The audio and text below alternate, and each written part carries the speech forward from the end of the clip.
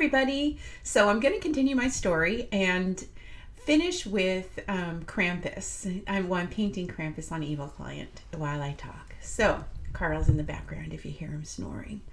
Anyway, so I'm at shop 4 and it is a crazy town. It is a party. It is a disco, and there was no fooling around. No, just kidding. Anyway, it was crazy. Just everybody was over the top loud, and it was loud music, loud everything, and everybody had a great time. But that same loudness was volatile, and it would break out into fights. And if there were a lot of, I don't know, it's just that every night was kind of scary getting off, especially when you got off at like 3 a.m. and it was a bad neighborhood. It was a bad scene. There was a lot of bad shenanigan dealings going on all around it. And I didn't care because that's kind of how I grew up in that neighborhood and stuff. And I had my head down doing my work and practicing my craft. Like, I didn't look up and see what everybody else's business was, really. You know what I mean? I just kind of have always been ghostly. I don't know how to explain this, but in my life, I have always been ghostly. And that's why I feel that it's very important to tell my story, is because I know a lot of nail techs are ghostly. They come to work, they put their head down, and they hear the most incredible stories in a day, and then they go home, and it's just this continual chattering when you get home of all of the stuff that you don't need to take on. You don't need to take it on. You just have to be there. And every time that you don't know what to say, you just say, can you tell me more? And how do you feel about that? Because a lot of the times people just want to say more for themselves to someone else, and just telling more gets it out and allows them to figure it out.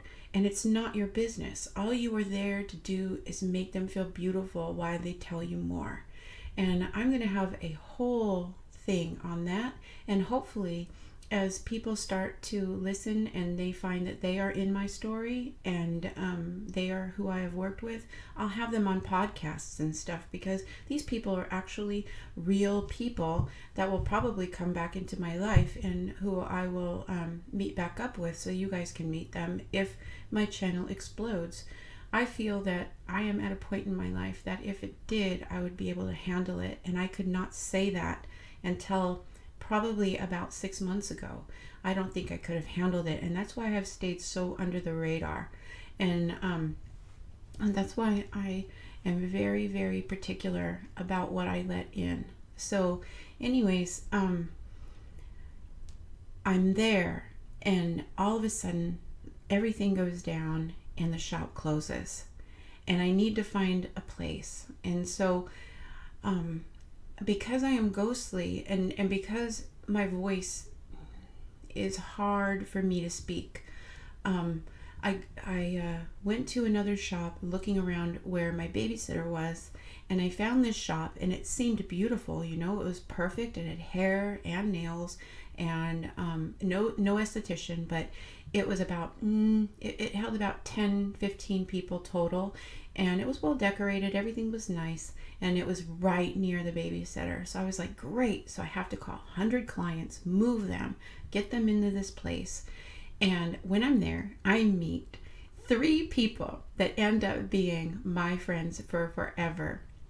I've since lost contact with them, but just wonderful people. And one was a LGBTQ hairdresser who identified as a woman and wore a dress, and her name was Toni.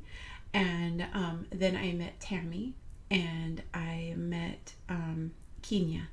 And I hope that Kenya finds me through this. I've looked everywhere for her. Anyways, so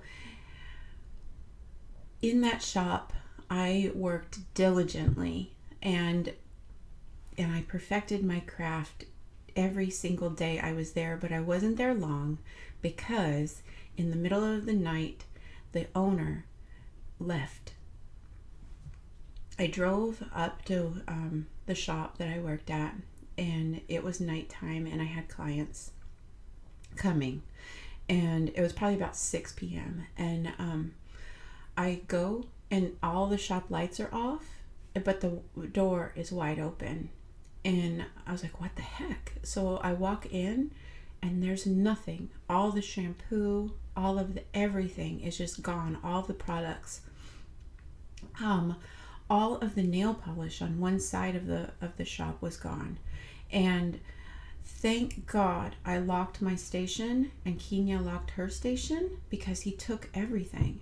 And he apparently needed to pay a debt with someone on some kind of he was making some kind of, gosh, it was some kind of bulk of wood. It was stuff to build buildings. He got in Dutch with a building maker, and he had to pay him back or something. He ended up being indicted, but that doesn't stop the fact that here it was dark and cold. It was in the middle of the winter, and Vegas has a bitter cold. It's a dry cold, and so it's very hard to heat.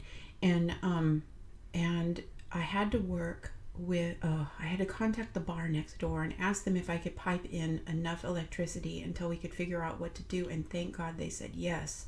And so I piped in a light and a heater at the foot of my desk and foot of Kenya's desk, and the hairdressers could not work in the dark. At least we could. And that is the one reason. They say, Robin, why don't you use gel? Okay, that's why. There was no way that I could use gel or my light or anything in that environment, and I could only use my wit and my thinking off of the top of my head. And I got every single one of my clients out with beautiful nail art and without a light or anything. And everybody came and sat in the dark and in the cold, and we tried to laugh it off and make something good come out of this horrible experience. And I wanted to just take this time right now to say thank you to all of the clients who have your back and who come when you need them to come, and to be part of a family when you are always a part of a family to them. So this is where karma really pays off, and where I learned about that. Because, okay, I learned about karma here. And this is why. And okay, here we go. I need to say this right. When I first started doing nails, I had gotten to a place where I had gotten away with so much stuff because of so many different reasons, but I never got caught doing anything. And a lot of my friends and family ended up dead or in jail. And so I thought that this was my penance that I had to pay in order to make up a bad past for myself. And my therapist doesn't agree with me, in that she says, don't do that again. But in my mind, I felt like I had this huge debt to pay. And so I had to pay off all of the misdeeds I had done. And so I felt that was karma to me for being a bad person. And I sat there and I took the karma and I worked from it. And I did a bunch of beautiful nails, and I felt like I had this debt until 2010. I felt like I had this debt to pay off. And so I just did it. And I don't know if it was right or wrong, but I want to tell you that it was the debt and then the karma of my clients being there for me when I needed them. And that is what really sealed that they were my family. They were not just women, like they weren't just women that were coming to get their nails done. I see a lot of things that mirror this in what I see online now, is that the nail tech thinks that they're better than the client, and the client thinks they're better than the nail tech, and they end up fighting kind of with each other. And I see that, I've seen that a lot in shop 4, right? But in shop 5, there was this community, this is bigger than nails type of thing. And they said, no matter where you go from here, Robin, I will follow you. And so I had to make a real good decision. I was like, okay, well, where do I go? I can't go to the hotels because first they're going to take most of the money, and Lord knows where you will end up. And I say that with the most profound, most profoundly as I can. You don't know where you end up. And in Vegas, it is such a vagrant place. And for a young girl, you just end up in really bad situations. And I didn't want to be that. I wanted to be my own boss, and I wanted to be able to make art in any way that I can make it instead of having a regular job, because I got fired from so many jobs. I was never taught how to be social. I couldn't use my voice. And so I would get fired a lot. It was either 0 or 100 with me. Either I'd say nothing or I would say everything all at once. And it is not pretty. And I've been in therapy so long to try and fix that. And so it was also a reason for me to go and look for something better that was better for me. And so I went to a shop way across town that had a really good reputation for being crazy and yet grounded. And so the name of that shop was Harem Scarum. And for anybody in Las Vegas who is a old time local, you guys know that Harem Scarum had a name bigger than itself. It was the shop. It was a beautiful, funny shop that was full of crazy people. It started out being a shop for punk rockers, and it ended up mixing and evolving into a shop where there was lots of extensions, a great haircut person, a person who did wonderful weaves and stuff in the back. There was a hairdresser who did like barber type of things, and I think you've seen him cut my hair on camera way back then. And there were other manicurists, and Kenya came over from the shop with me, and Tammy came over with the shop with me, and it was a crazy palace full of all of these great personalities, and everything went together perfectly. We worked well together. And this is where I learned that in order to have a successful shop, every person has to come in with something. And this is the perfect time to tell you guys this, because you have the cell phones and you have the clientele and you have the ability to grind all by yourself. You don't have to worry about what shop you're at, but you do have to worry about the friends you keep, in a sense, to a degree. So every person at that shop had their own clients, and they had their own lives, and they all did their own thing well. So one cut hair well, one did dye well, one did barbershop cuts well, one did perms well, one did the hair extensions and the toupees in the back well, and then I did the nail art well. Kenya did the nail art and nails really well, and there were other girls, but everybody had their place. And if you guys can come together and find a group of y'all that can really come together and do things well like this, this is the key to a foundation to a shop. You don't have to have the same personalities or the same beliefs or the same anything, except for respect for each other and a will to do something well. And so I perfected pedicures there. I perfected line work there. I perfected no water marble there. I perfected not using any line outlines. Excuse me, there. I also, I got to be a guinea pig. See, my hair is really, really thick, and I don't like doing my hair. And being in a hair salon for a long time, people always try to get you to cut or color or do something to your hair, and I was so busy all the time. And one day, I'm just going to call him Cat Daddy, because that's what everybody calls him. Cat Daddy came up to me and he said, I need to learn how to do white hair and dreadlocks. Will you help me? And he was such a cool guy, and actually one of the most favorite people I've ever worked with.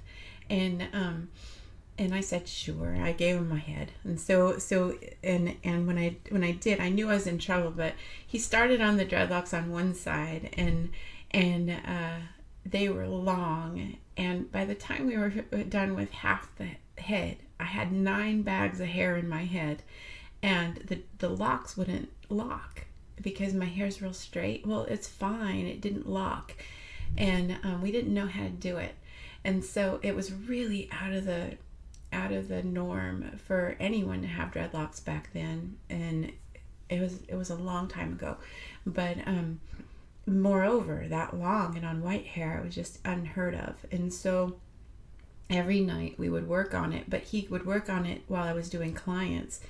And then when half of my head was done, it had been 6 months, and I was walking around town with one half a head of dreadlocks for a long time too.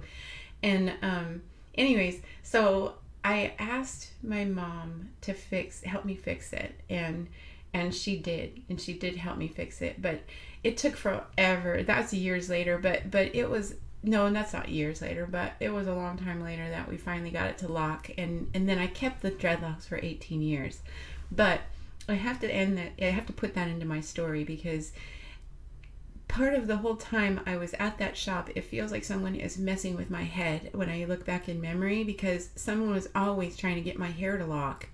And so Marquise did that with everyone in the shop. Everybody worked on that equally, and eventually it got to look really super beautiful, and then it grew out, and then it was all my hair, and it was just perfect. And I wish I would have never cut them, but at the same time I needed a change, and it was like a way to say, I am not going to hide behind my dreadlocks anymore. I'm just going to be me no matter what. And so that's where that story comes from. But those dreadlocks were who I was for so many years, and it's so crazy how something defines you. But I was the big girl who did nail art with dreadlocks. That is who I was. And if anybody gets a ping, woo, oh, that's who she is. Yep, that was me. And my personality was larger than life, because I can laugh and have fun and be loud as long as I am one-on-one and also looking down and painting. That is when I'm free. As soon as I'm not painting, I feel this layer of anxiety and insecurity. And as soon as I'm out of that painting area and out of my element, I just become silent. And so this is a means for me to express myself to you guys, and then be more free to be me when I'm bouncing around with conversation on YouTube, because I never thought that it would come to me telling my story. I thought that it would be just a place for me to teach young girls how to do nail art. I didn't expect it to be so vast. I didn't expect it to be like anybody would want to know my story, but I get the question all of the time. And so I wanted to express to you how awful it was when the owner of that shop passed away, and then her husband passed away 2 weeks later, and we were left with no shop owner at all. Now, this was a really huge hit to me. This was my family, and my clients were, oh man, it was like everything had built up to where there's no way that this couldn't crumble. Like no matter what I did to try to make something beautiful, it just kept getting crumbling by death.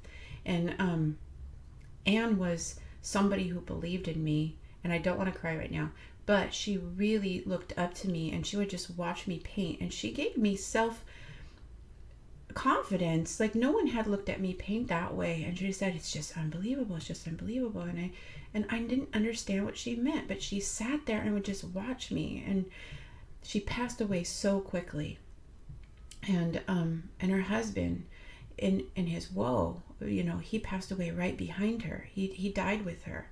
And my daughter was about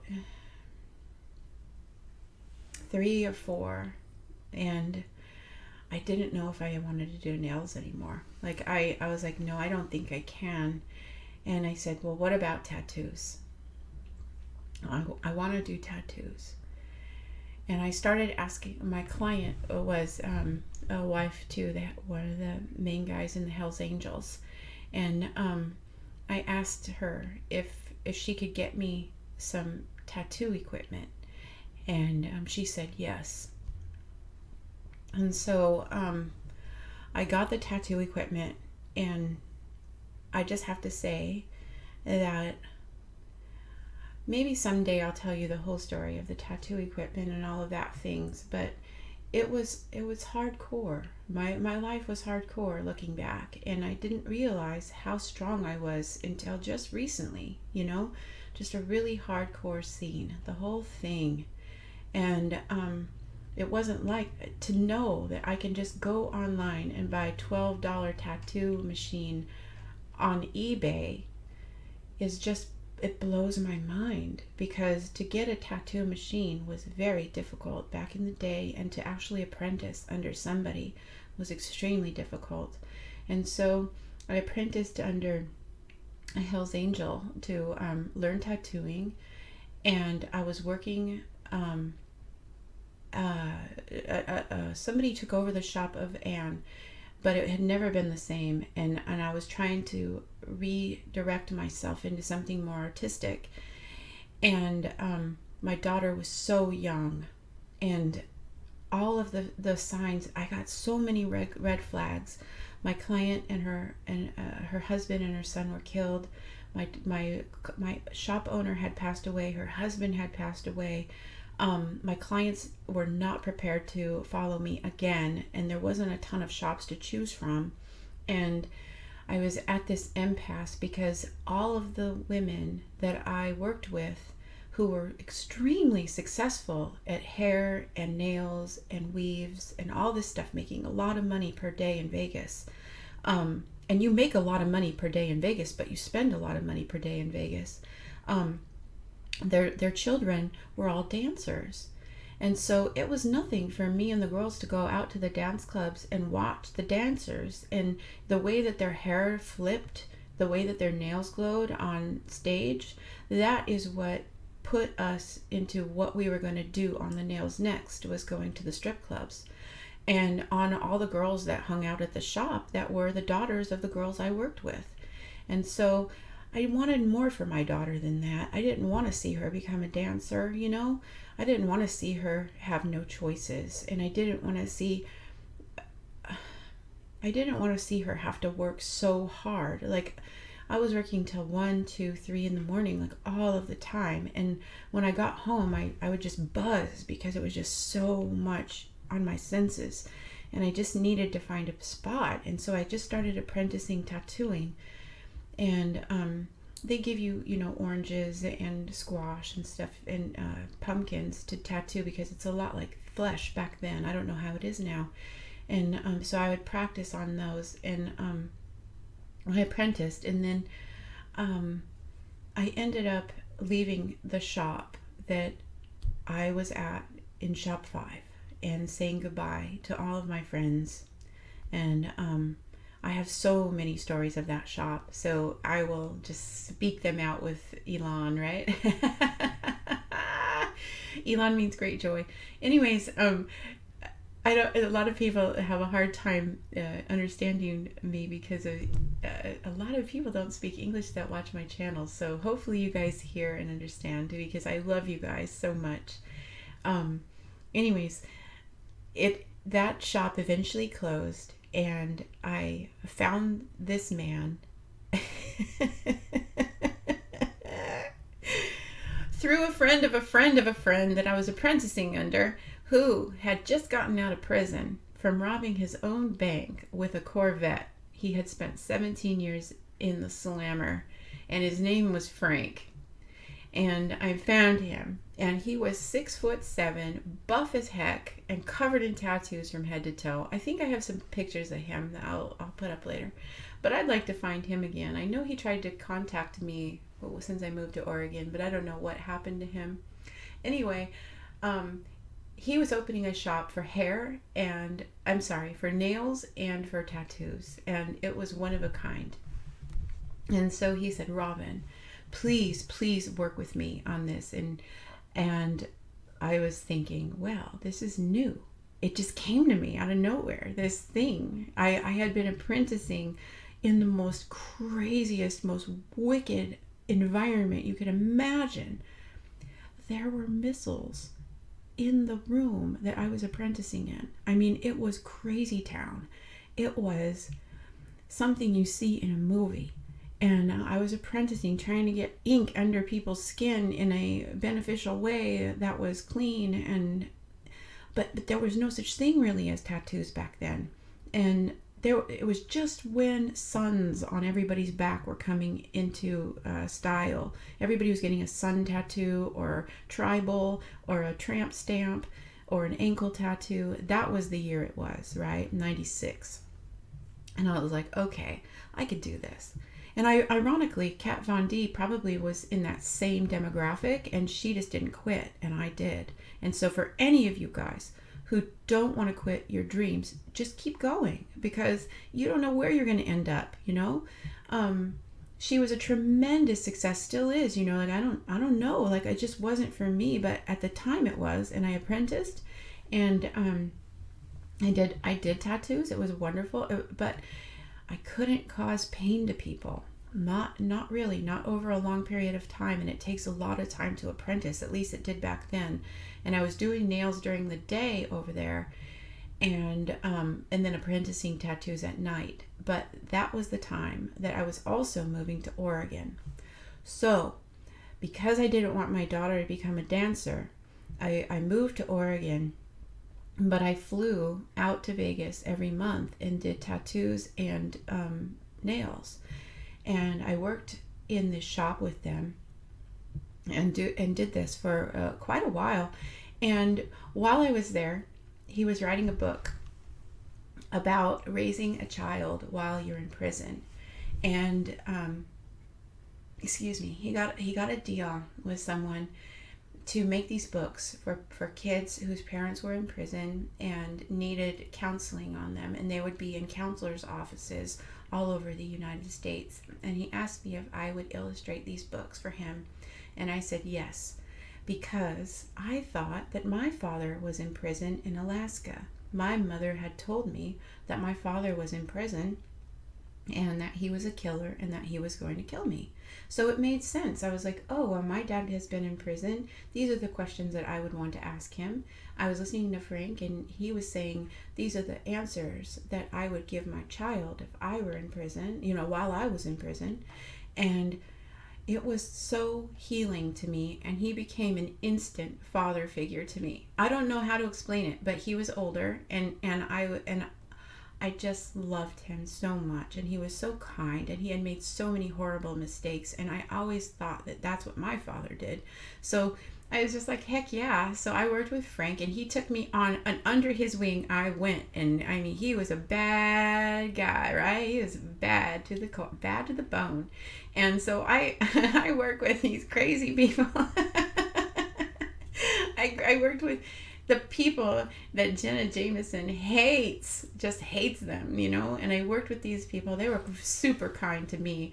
But I saw this documentary that she did, and all the people that I was apprenticing under were the people that really got her into some crap. And I was like, oh gosh, I'm glad I came in after that, right? They were cleaned up, and they were, you know, doing their thing, and they were doing well. And then I worked with other convicts, and I worked with piercers, and piercers were crazy. Okay, so I thought that nail techs and hairdressers and tattooists were crazy. Piercers seemed to be the craziest of them all. It's so hard to get a piercer in the shop to pierce somebody back then. And when you did, you always got a show. So I kind of always liked piercers. They were always like the fringe of crazy, and I just loved it. But there was that. And I had illustrated these books for him, and there was a lot of them. And he got a call from Oprah, and he was going to be on the Oprah show, and to plug these books because it was such an intensely cool story, right? And I kid you not. He's like, Robin, please come on Oprah with me, please. And of course, I have to say no, because I didn't have a voice at all. In fact, like, imagine my voice like 100 times smaller than it was like right now. And I was like, no, I can never, I'm just a big girl. I'm just a fat girl with dreadlocks, like, that does nail art. I don't want to be part of that. But I was trying to learn how to use my voice so much. I can't even express to you. And he was like, please come on the show. And I was like, okay, I'll come on the show. And I remember when I said that, my whole body broke out in a sweat just saying yes to it. And I was like, okay. And then 2 weeks before he was supposed to be on the Oprah show, she canceled him to put in, or maybe it was 2 days. She canceled him to put on this really big event that had happened instead of what was supposed to be going on with him. And he was absolutely so sad. Oh my gosh, it was just such a depressing week there. And I left, back to Oregon for a month, and then I flew back and forth until 98, and worked in the tattoo shop, and did guest artist appearances at different venues. And I signed a lot of NDAs, so I can't talk about what I did, but my work had become kind of famous in Las Vegas. So if you have a name in Las Vegas and then you tell the promotions directors that you're in town, then they promote you and they direct you on where to work. And so a lot of my clients were promotions directors for the hotels. And so I got to do the nail art without actually having to work in the hotels. And that is what paid my bills in Oregon. And the tattoo apprenticing becomes secondary. My daughter started going to school in Oregon and getting an education there, which was so slow, much slower than Las Vegas. Like, it can't even, I'll talk about that later. But I was in the shop. It was 1 o'clock in the morning, and I heard gunfire. And all of the guys that I worked with were on parole. And my client and I got under the desk, and it was my client that, her name was Sam, and I talked about her in shop 1 or 2. And she was under the desk with me, and she looked at me, and she had always believed in me, and she wanted to be my agent way back in 1989. And she said, "Why are you doing this?" And I said, "Sam, because I don't have a way out. I don't know how to get out of this, And in her eyes, she just looked at me like I was so much more than this. And while we're under there, everyone that was on parole comes out of the back room, and they are fully armed. There's not allowed to be all those guns there, and I didn't know those guns were there. And I didn't know all of the dope was there. There was so much dope and so many guns.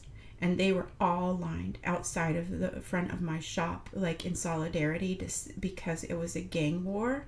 And this guy next door to us in the pizza parlor got killed and robbed.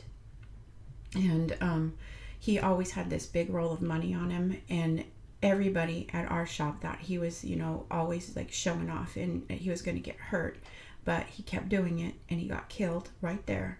And that is when I was on the news for anybody who pulls up pictures of me.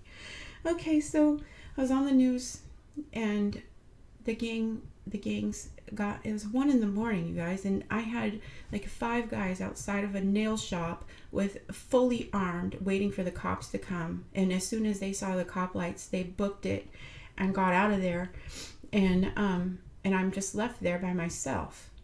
And I'm like, oh my gosh, I can't do this to my daughter either. And I'm sitting there with my client, and we're on the news. And then after that, I said, you know what, Sam, is that I am so sorry, but I have to make a choice. And I make a choice to move fully into Oregon right there. I said, I want to be poor. I want to live in Oregon. I don't need this drama anymore. I know that I can find some clients in Oregon, and it might not be a lot, but it'll be enough to pay my bills there. And I don't care if I have to live in this little podunk trailer for the rest of my life. It's better than living like this, you know? And so I moved to Oregon. And I was in Oregon. So I go from this crazy lifestyle where I'm up in a hotel room doing somebody like semi-famous's nails, then going to a tattoo shop, going under a desk that's being like a murder is right next door, and then I go into this place where there is just absolutely nothing. Like you can't hear a pin drop in Oregon. It's just rain, quiet, fog, and trees. And that is where I'm going to end this story because it is a long story. But now I'm in Oregon and I feel great with where I'm going with this story. It was hard for me to get all of that out without going too headlong into all of the stories from each shop, because each shop has its own flavor, you know what I mean?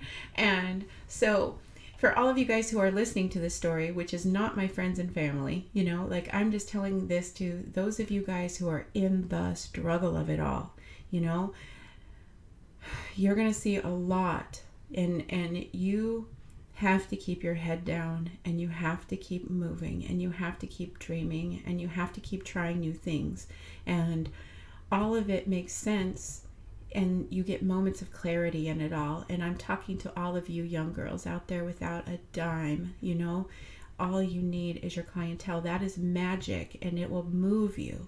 So don't give up. It is magical, and we only have one life. And you can bounce around and not get anything done, or you can get things half done, or you can perfect a skill. And you're going to hear me say this a million times, but putting 10,000 hours into a craft is essential. And I had already put my 10,000 hours into nails and nail art, and I had put in about a good half of that time into tattooing, and that is when I got the sign that it wasn't for me. And the sign comes, I will tell this story really quick and then end it. But I was in so when you work in a tattoo shop, you can have sister shops, and so I was in the sister shop on the Las Vegas Strip, and the guy I was apprenticing under, another guy named Frank, he was wonderful and such a beautiful tattooist. And so I was taking the opportunity to apprentice under him, and that is where I did my first tattoo. And it was right on the Strip across from the Stratosphere. So anybody who knows that area, it was right there. And not far from Pawn Stars. So there, it was in there, and it was a prostitute, and she was with her pimp, and she had this bullet wound, and she wanted me to tattoo her pimp's name over a bullet wound. That was my first tattoo. That was paid for. And when you work over scar tissue, it's very difficult. And I was being watched by three tattoo guys, a pimp, and this prostitute who was so young. And I was shaking, and I was sweating, and I was looking, and I don't know what it is, but I feel the energy, and the energy was that of pure control over me and over this prostitute. I felt like we were both being controlled. And I did that tattoo, and the whole time I felt bad about it, and I knew that she would be wearing my art for the rest of her life, and that she would be looking at that and putting my art with this experience, and I couldn't do it. That is where I put everything down, and I came to Oregon, and I gave all of my tattoo equipment away to this amazing artist named Clinton. So if Clinton is listening, thank you for taking that and making beauty of it, or whatever you did with it. I hope that you're making beauty. And it was something that was hard for me to get, and I hope that it served you better than it did me.